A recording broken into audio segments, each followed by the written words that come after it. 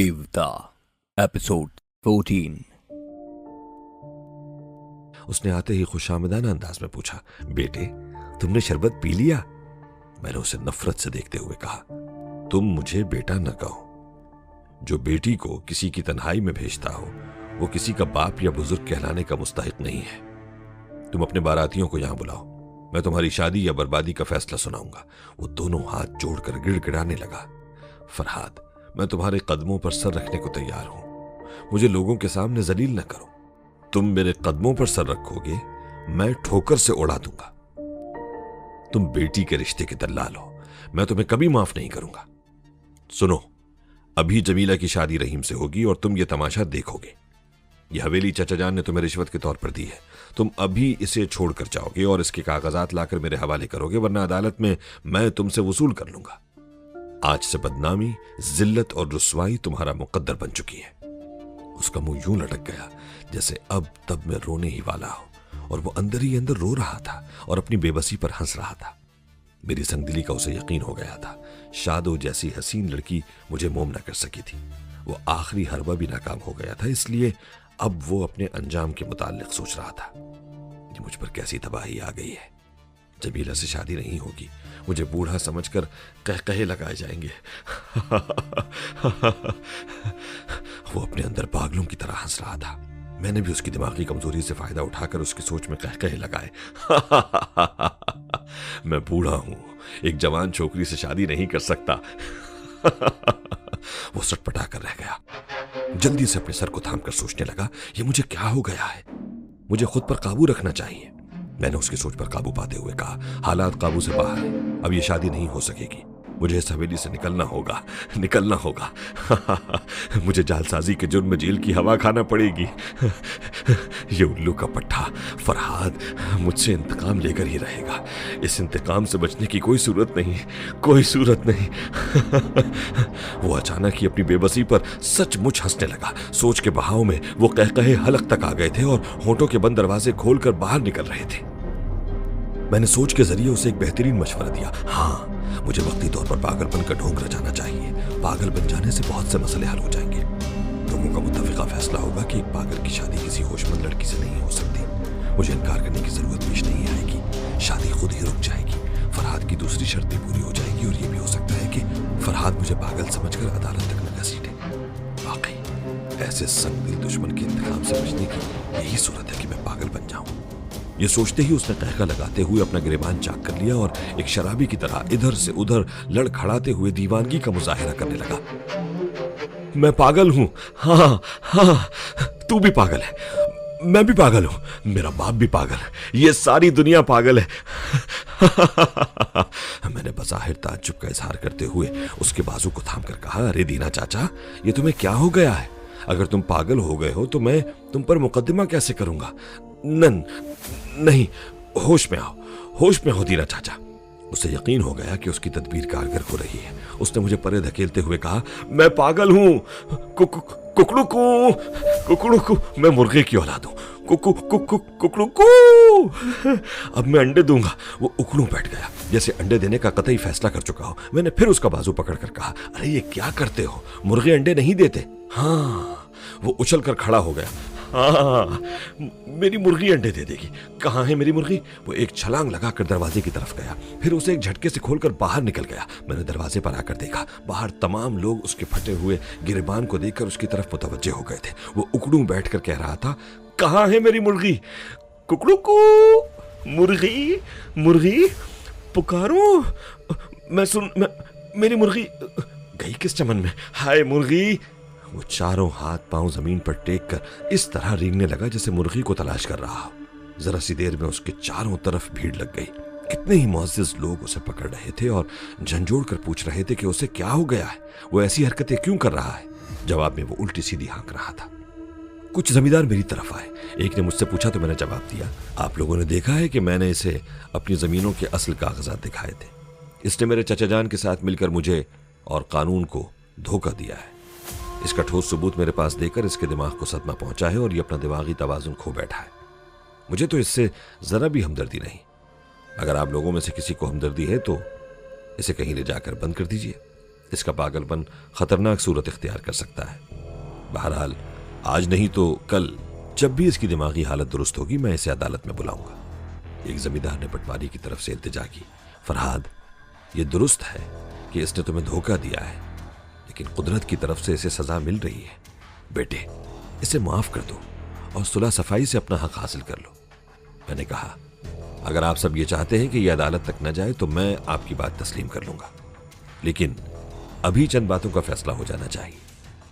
ठीक है, जो फैसला अदालत में होना चाहिए वो यहां हो जाए और अभी हो जाएगा।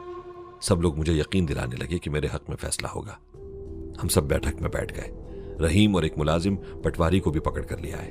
अब वो मूर्ख की तरह बांग नहीं दे रहा था, लेकिन कभी सर झटक कर हाथ नचा नचा कर जेर लब बड़बड़ाते हुए अपने पागलपन का सबूत दे रहा था। तमाम लोग कुर्सियों और मूंढों पर बैठ गए तो मैंने कहा यह हवेली मेरी है क्योंकि ये मेरी जमीन पर है और उसे मेरे वालिद ने तामीर कराया था। क्या किसी को एतराज है? मैंने चारों तरफ देखा, किसी ने एतराज नहीं किया। पटवारी ने एतराफ के तौर पर बांग दी, कुकड़ुकू। मैंने उसकी तरफ उंगली उठाकर कहा यह मूर्ख की औलाद अब इस हवेली में नहीं रहेगा। जितनी जल्दी हो इसे यहां से रुखसत कर दीजिए। इस हवेली में जो बचपन से मुलाजिम हैं वही मेरे मुलाजिम रहेंगे। उनमें जमीला और रहीम खास तौर पर काबिल जिक्र है। इस लिहाज से मैं अपनी मुलाजिमा जमीला की शादी एक पागल बूढ़े से नहीं होने दूंगा। जमीला की शादी मेरी मर्जी से होगी। सब चुप रहे। जमीला के बूढ़े बाप ने उठकर कहा कि वो पटवारी का कर्जदार है। मैंने उसे यकीन दिलाया कि वो कर्जा मैं उतारूंगा। उसके बाप ने खुश होकर कहा तो फिर जमीला की शादी आप ही की मर्जी से होगी। मैंने रहीम से कहा रहीम तुम यहां से जाओ और आधे घंटे के बाद गुस्ल करके साफ सुथरा लिबास पहन कर आओ। जमीला का निकाह तुमसे पढ़ाया जाएगा। रहीम का मुंह हैरत से खुल गया और वो फरते मसरत से कांप रहा था। दूसरे ही लम्हे वो दौड़ता हुआ आया और मेरे कदमों से लिपट कर कहने लगा आप हमारे लिए फरिश्ता बनकर आए हैं। मैं आपका एहसान जिंदगी भर नहीं भूलूंगा। मैंने उसके शाने को थपक कर कहा मैं इंसान हूं, मुझे फरिश्ता ना बनाओ। चलो उठो, जो कह रहा हूं फौरन उस पर अमल करो। वो उठकर वहां से चला गया। जरा सी देर में यह बात फैल गई कि दूल्हा बदल गया है। अब जमीला की शादी रहीम से होने वाली है। पटवारी के पागलपन की खबर पहले ही फैल गई थी। तमाम हवेली में, क्या मर्दाने में, क्या जनान खाने में, हर जगह चेमेगोइयां हो रही थी। किसी को हैरानी थी कि जमीला की तकदीर कैसे बदल गई। किसी को तजस्सुस था कि पटवारी पागल कैसे हो गया। ये दोनों बातें न जाने वहां कितने दिनों तक दिलचस्पी का बायस बनने वाली थी। जिन्हें पटवारी से हमदर्दी थी और जिन्हें मेरे फैसले पर गुस्सा आ रहा था वो उसी वक्त हवेली छोड़कर चले गए। कांटे खुद ही रास्ता साफ कर गए। 1 घंटे के बाद जमीला और रहीम का निकाह पढ़ा दिया गया। फिर खाने पीने और हंसने बोलने में शाम हो गई। जब दावत में शरीक होने वाले रुखसत हो गए तो मैं बरसों की बिछड़ी हुई हवेली को देखने के लिए अंदरूनी हिस्से में चला गया। मैंने 6 बरस की उम्र में इस घर को छोड़ा था। एक बूढ़ी औरत ने मुझे वो कमरा बताया जहां मैंने जन्म लिया था।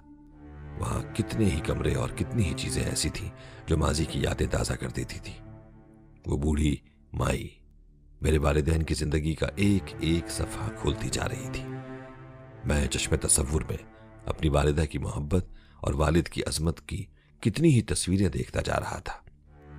फिर मैं दालान में आया। वहां चंद औरतें खड़ी हुई थीं। मुझे बताया गया कि इनमें से कुछ मेरी दूर की रिश्तेदार हैं, कुछ जमीला और रहीम के अजीज व अकारिब हैं। उनके दरमियान शादो सर झुकाए खड़ी थी। उसे देखकर मुझे ये नदामत हुई कि इस दौरान मैं उसे भुला बैठा था। मुझे पटवारी के सामने इस लड़की के मुस्तकबिल का फैसला करना चाहिए था, लेकिन फैसला कैसे होता? वो तो पागलपन का ढोंग रचा रहा था। मेरी किसी बात का सही जवाब न देता और अब तो वो इस हवेली से जा चुका था। मैंने सोचा कि कल उससे शादो के मुताल्लिक बातें करूंगा। इतने में रहीम ने कहा, हुजूर, ये शादो ने पटवारी के साथ जाने से इनकार कर दिया है। कहती है कि इसी हवेली में रहेगी और आपकी खिदमत करेगी। मैं यहां रहने के लिए नहीं आया हूं, कल सुबह चला जाऊंगा। मुझे अपनी खिदमत कराने के लिए किसी की जरूरत नहीं है। हाँ, मगर ये यहीं रहेगी। कहीं से इसके रिश्ते की बात आए तो मैं इसकी शादी करा दूंगा। शादो ने सर को झुका लिया। रहीम मुझे दुल्हन के कमरे में लेकर आया। जमीला सेज पर घूंघट काढ़े बैठी थी। जब उसे बताया गया कि मैं आया हूं तो उसने हाथ उठाकर आदाब कहा। वो सेज से उतरकर मेरे कदमों को छूना चाहती थी, लेकिन मैंने उसे रोक दिया। उसके सर पर हाथ रखकर बुजुर्गाना अंदाज में उसे दुआएं दी और रहीम से कहा कि आज से वो मेरा खास मुलाजिम है। जमीनों की आमदनी का हिसाब और हवेली की निगरानी उसके जिम्मे होगी। इसके एवज दोनों मियाँ बीवी को खाने कपड़े के अलावा 200 रुपये माहवार मिला करेंगे। मैंने 2 मोहब्बत भरे दिलों को मिलाया था, उनकी शादी कराई थी, उनके लिए रिहाइश और रोजगार मुहैया कर रहा था, और अब मैं उनके दिलों का हाल पढ़ रहा था। वो खुशी से बेहाल हो रहे थे। उनके दिलों में मेरे लिए इतनी मोहब्बत थी, इतनी अकीदत थी कि अगर खुदा का हुक्म होता तो वो मुझे सजदा करने के लिए तैयार हो जाते। उस वक्त वो सोच रहे थे कि आज की रात को वो शुक्राने की नमाज अदा करेंगे और अपने रब्बुल इज्जत के सामने हाथ फैलाकर मेरी दराजी उम्र की दुआएं मांगेंगे। मैं वहां से बैठक में आ गया। कमरे में लालटेन की जर्द रोशनी फैली हुई थी। शहर के हंगामों से दूर वहां मुकम्मल सन्नाटा और सुकून था। ऐसी जगह तनवीमी अमल और ख्याल खानी की मशकों के लिए निहायत ही मौजू होती है। मैंने अपने जूते और लिबास उतार दिए। इसके बाद मैं योगा की मशकें करने लगा। आधे घंटे के बाद मैं बिस्तर पर आकर बैठ गया। अब मुझे पटवारी की खबर लेनी थी। इस हकीकत को तो मैं ही जानता था कि वो पागल नहीं है, लिहाजा वो पागलपन के पसे पर्दा मेरे खिलाफ कोई साजिश भी कर सकता है। मैं थोड़ी देर तक उसके मुतालिक सोचता रहा, फिर आंखें बंद करके उसका तसव्वुर किया। वो जहां भी था तन्हा था, क्योंकि ख्याल ही ख्याल में अपने आप से बातें कर रहा था। क्या मुसीबत है, मैं कब तक इन जंजीरों से बंधा रहूंगा। मैंने तो मामूली से पागलपन का मुजाहिरा किया था। एक बेजरर पागल को जंजीरों में जकड़ा नहीं जाता। मगर मेरा बेटा मुझे खतरनाक पागल समझ रहा है और दूसरों को भी समझा चुका है। मैं इसकी चाल को अच्छी तरह समझ रहा हूं। वो मुझे पागल खाने भेजकर तमाम जमीन और जायदाद पर कब्जा करना चाहता है। पागल दा पुत्र अपने बाप को वाकई पागल समझ रहा है। वैसे वक्ती तौर पर पागल बनकर मैं दोस्तों और दुश्मनों के असली चेहरे देख रहा हूं। मेरी घरवाली ने मेरे पागल हो जाने पर जरा भी अफसोस नहीं किया। वो तो पहले ही मुझसे खार खाए बैठी थी, क्योंकि मैं जमीला को उसकी सौकन बनाकर लाने वाला था। अब वो खुश है और मेरे सामने कई बार हाथ उठाकर दुआ मांग चुकी है कि मैं हमेशा के लिए पागल हो जाऊं। औरत के लिए एक पागल खावंद उस होशमंद खावंद से 1000 दर्जे बेहतर होता है जो सौकन लाता है। मेरी बर्बादी उसकी खाना आबादी है, इसलिए वो बहुत ही खुश है और बड़े सुकून से सो रही है, और मैं यहां जाग रहा हूं। मुझे जोर की भूख लगी है। किसी ने अब तक मुझे एक लुकमे के लिए भी नहीं पूछा। ये लोग क्या ये समझते हैं कि पागलों को भूख नहीं लगती? अरे कोई है? अरे बगैर तो कमीनों, मैं सारी उम्र अपनी कमाई खिलाता रहा, आज तुम में से कोई मुझे रोटी का एक टुकड़ा खिलाने वाला नहीं है। हाय, ये कैसी दुनिया है। मैं फरहाद जैसे लोगों से सब कुछ छीनता रहा, अब मेरी औलाद वो माले गनीमत मुझसे छीन लेना चाहती है। मुझे पागल समझकर रोटी का एक लुकमा तक छीन चुकी है। जब से ये दुनिया आबाद हुई है, छीनने और झपटने का अमल जारी है। अगर मैं सारी उम्र दौलत समेटने की बजाय अपनी आकिबत संवारता तो आज मुझे पागल बनने की जरूरत पेश ना आती। ऐसे वक्त ये बात कितनी सच्ची और खरी साबित होती है कि इस दुनिया के लोग हमसे इस दुनिया की तमाम चीजें छीन सकते हैं, लेकिन नेकी से हासिल की हुई आकिबत कोई नहीं छीन सकता। खुदाया, वक्ती तौर पर पागल बनकर मैंने तेरी दुनिया का असली चेहरा देख लिया है। मैं सिद्क़े दिल से तौबा करता हूं, मेरे पिछले गुनाह माफ कर दे। मैंने अब तक जिन लोगों पर जुल्म किया है, अब उसकी तलाफी करूंगा। जिनका नुकसान किया है उनका नुकसान पूरा करूंगा। मेरा सबसे बड़ा गुनाह यह है कि मैं शादों को बेटी बनाकर दलाली करता रहा और एक बाप के रिश्ते की अजमत को मजरूह करता रहा। अब मैं वाकई एक बाप का कर्ज अदा करूंगा और उसे किसी अच्छे घराने में इज्जत और आबरू से बया कर रुखसत कर दूंगा। कल सुबह जमीला के पास भी जाऊंगा, उससे माफी मांगूंगा और एक बाप बनकर उसके सर पर हाथ रखूंगा। काश कि मेरी तरह दुनिया के तमाम लोग पागल बन जाते और मेरी तरह नेकी और सच्चाई के रास्ते को पा लेते। ये दुरुस्त है कि इंसान बहुत ज्यादा अक्लमंदी के जोम में खुदा से दूर हो जाता है। खुदा तक पहुंचने के लिए फरजानगी की नहीं, दीवानगी और जज्बियत की जरूरत है। वो सोचते सोचते एक साथ के लिए रुक गया। फिर वो कुछ देखने लगा। उसके मुताल्लिक उसका दिमाग सोचने लगा। वो सोच रहा था कि दरवाजा खुल रहा है और उसका बड़ा बेटा दहलीज पर खड़ा अपने बाप को घूर घूर कर देख रहा है, और अब वो दहलीज पार करके दरवाजे को अंदर से बंद कर रहा है। उस वक्त पटवारी ने कहा, दरवाजा बंद न करो, मैं पागल नहीं हूं, ये मेरी जंजीरें खोल दो। तुमने क्या समझकर मुझे कैद कर रखा है, पागल। हमदू की सोच भी मेरे दिमाग तक पहुंच गई। पहले पहल जब मैंने ख्याल खानी की इब्तिदा की थी, उस वक्त मैं सिर्फ एक ही शख्स की सोच को पढ़ सकता था। अगर 2 शख्स बातें कर रहे होते तो एक वक्त में एक ही शख्स की सोच की लहरें मेरे दिमाग तक पहुंचती थी, लेकिन अब ये इल्म रफ्ता रफ्ता वुसअत इख्तियार कर रहा था। मेरी दास्तान हयात के इस दिलचस्प पहलू को समझने के लिए किसी हद तक टेलीपैथी को समझना जरूरी है, और टेलीपैथी को समझने के लिए इंसानी दिमाग की कारफरमाइयों को समझना लाजमी है। हमारा दिमाग सिर्फ हमारी अपनी बातें नहीं सोचता, हम जिसे छूते हैं उस छूने के रद्द अमल को भी सोचता है। हम जिस चीज को चखते हैं उस चखने की लज्जत का तज्जिया भी करता है कि वो कौन सी चीज है, उसका मजा कैसा है। हम जिसे सूंघते हैं उसे भी हमारा दिमाग बताता है कि वो खुशबू किस नौइयत की है।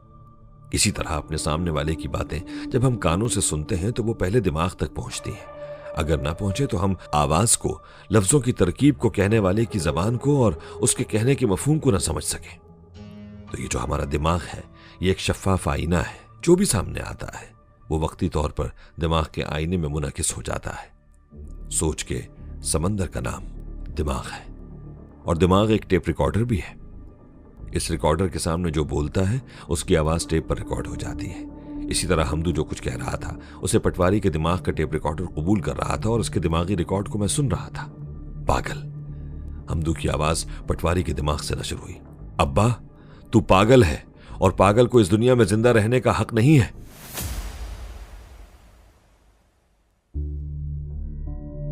फरहाद अली तैमूर की हैरत अंगेज टेलीपैथी और सस्पेंस का ये सफर जारी है।